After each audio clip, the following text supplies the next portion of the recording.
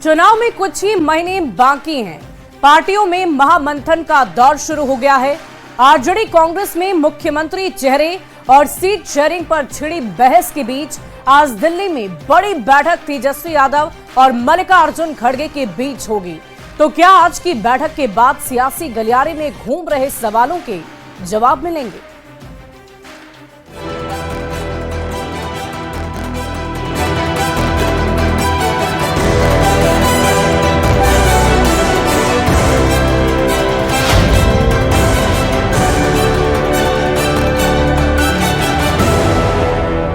और इस वक्त की बड़ी खबर का रुख करेंगे। आज दिल्ली में खड़गे के आवास पर बैठक होनी है।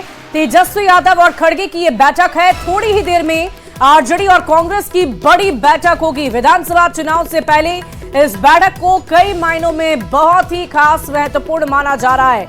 तो दिल्ली में आरजेडी कांग्रेस का मंथन आज दोपहर से पहले ये बैठक होगी और थोड़ी ही देर में दिल्ली में खड़गे के आवास पर यह बैठक होनी है, जिसमें नेता प्रतिपक्ष तेजस्वी यादव और खड़गे एक साथ होंगे। थोड़ी ही देर में राष्ट्रीय जनता दल और कांग्रेस की बड़ी बैठक होनी है, जो विधानसभा चुनाव से पहले बहुत ही खास, बहुत ही अहम मानी जा रही है। मल्लिकार्जुन खड़गे के आवास की ये तस्वीरें हम आपको दिखा रहे हैं, जहां तेजस्वी यादव पहुंचेंगे और यहीं पर महामंथन होना है आगामी चुनाव को लेकर, विधानसभा चुनाव को लेकर, जिसमें अब ज्यादा वक्त शेष नहीं रह गए हैं, क्योंकि बार बार सियासी गलियारे में ये सवाल तैर रहे हैं कि क्या कांग्रेस और राष्ट्रीय जनता दल एक ही मत से आगे बढ़ना चाहती है, क्योंकि अलग अलग बातें निकलकर गठबंधन से सामने आ रही है अलग अलग नेताओं की तरफ से।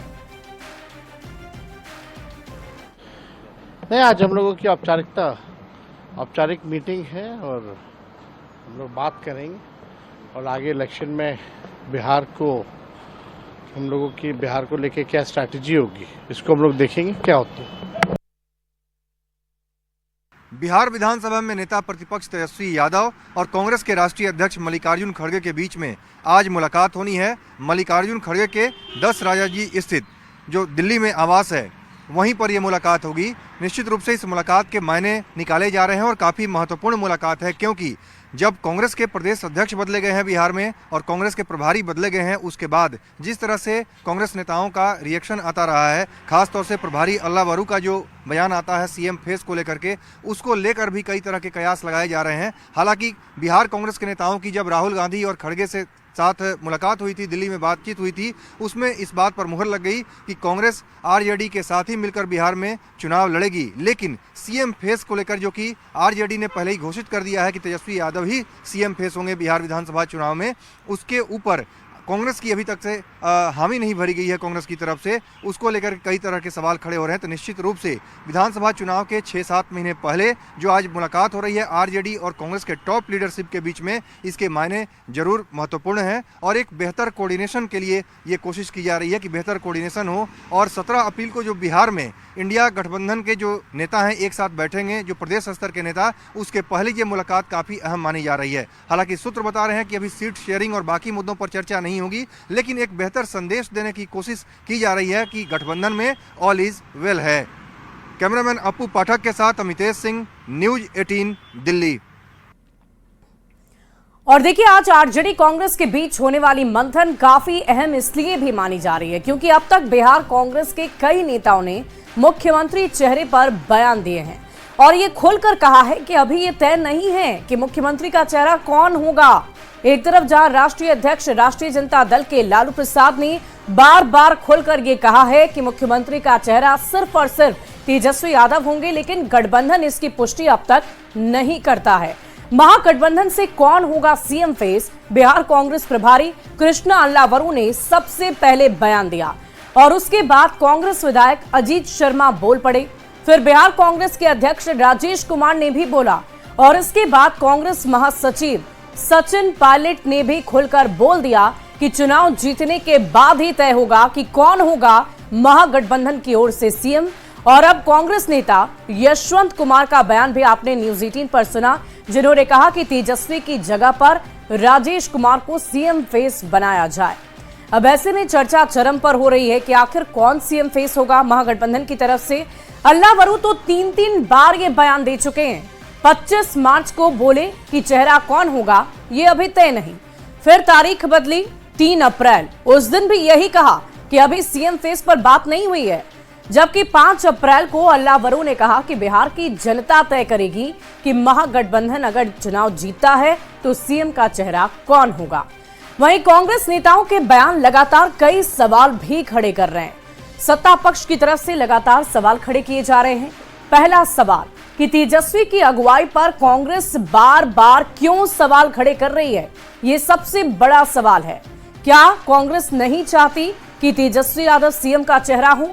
दूसरा सवाल, क्या कांग्रेस को तेजस्वी पसंद नहीं? क्योंकि कल ही आपने यशवंत का बयान सुना, उन्होंने कहा कि इनके ऊपर बहुत सारे भ्रष्टाचार के आरोप हैं और ऐसे में किसी और को कांग्रेस की तरफ से चेहरा सीएम के तौर पर बनाया जाना चाहिए। तीसरा सवाल, तेजस्वी नहीं तो कौन होगा महागठबंधन का चेहरा? यह भी बड़ा सवाल है। चौथा सवाल हम भी पूछेंगे कि तेजस्वी का अपमान आरजेडी कब तक बर्दाश्त करेगा?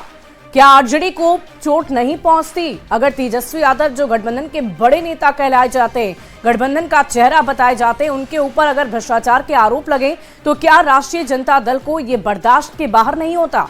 पांचवा सवाल, यशवंत कुमार पर कार्रवाई बड़े नेताओं पर क्यों नहीं?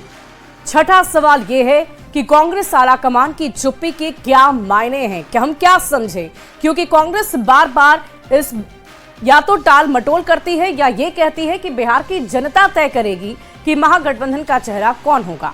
दरअसल कांग्रेस अब अपने पैरों पर खड़ा होना चाहती है। बिहार में खो चुकी जमीन पाने की ललक है कांग्रेस के अंदर और यही वजह है कि बिहार कांग्रेस में कई बड़े बड़े बदलाव किए गए हैं। जमीन वापस पाने की ललक में कांग्रेस ने पहले प्रदेश अध्यक्ष बदले, फिर प्रदेश प्रभारी को बदल दिया और उसके बाद सभी जिलों में नए जिला अध्यक्ष बनाए गए। अब आप ये समझ रहे होंगे कि कैसे सोची समझी रणनीति के तहत कांग्रेस अपनी खोई हुई जमीन को तलाश रही है और उस जमीन को वापस लाने की ललक कांग्रेस के भीतर है और इसी के अंतर्गत बड़े बड़े बदलाव पार्टी के भीतर किए गए। तेजस्वी की अगुवाई पर कांग्रेस बार बार क्यों सवाल खड़े कर रही है, ये भी एक बड़ा सवाल है। कांग्रेस अपने पैरों पर खड़ा होना चाहती है। राहुल गांधी का 4 महीने में 3 बिहार दौरा, सचिन पायलट भी बिहार आए 18 जनवरी, 5 फरवरी, 7 अप्रैल, 11 अप्रैल। तो इस तरह से दौरे भी बिहार में लगातार बढ़ते गए कांग्रेस के प्रमुख नेताओं की तरफ से। दरअसल 2 दशक से कांग्रेस आरजेडी की बैसाखी के सहारे बिहार में अपनी नैया पार करवा रही है। 2020 के चुनाव में कांग्रेस का रिजल्ट अच्छा नहीं रहा। 70 सीट पर लड़ने वाली कांग्रेस को महज 19 सीट मिली और जीत का स्ट्राइक रेट महज 27% ही रह गया। कांग्रेस 2020 में 70 सीट पर चुनाव लड़ी थी और इस बार कांग्रेस को 70 सीट देने के मूड में राष्ट्रीय जनता दल नहीं है और यही वजह है कि दबाव की राजनीति कर कांग्रेस ज्यादा सीट चाहती है और ये चाहती है कि किसी भी तरीके से वो ए टीम बनकर बिहार के चुनावी रणभूमि में उतरे। यानी दबाव की राजनीति के जरिए कांग्रेस ज्यादा से ज्यादा सीट चाहती है क्योंकि राष्ट्रीय जनता दल को भी कांग्रेस की जरूरत है। दबाव बढ़ेगा तो आरजेडी ज्यादा सीट दे देगा।